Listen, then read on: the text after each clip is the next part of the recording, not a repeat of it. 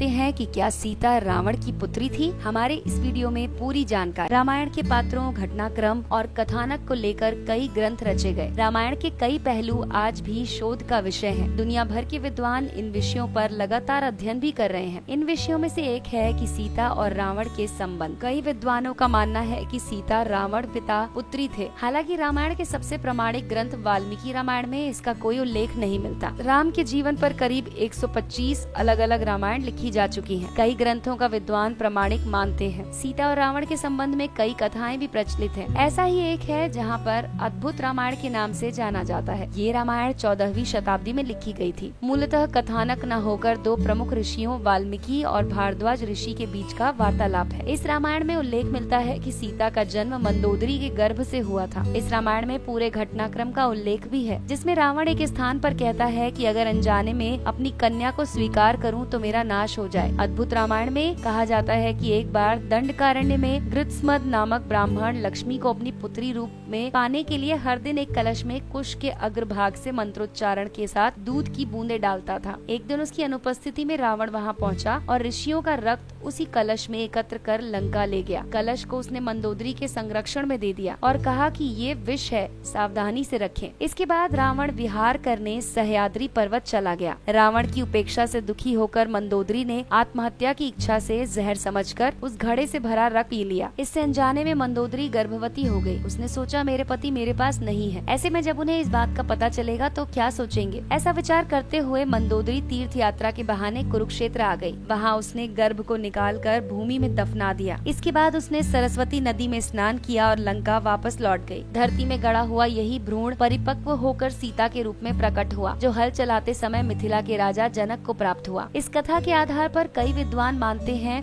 कि सीता और रावण में पिता पुत्री का संबंध था। हालांकि कई ग्रंथों में कई ऐसी कथाएं भी प्रचलित हैं।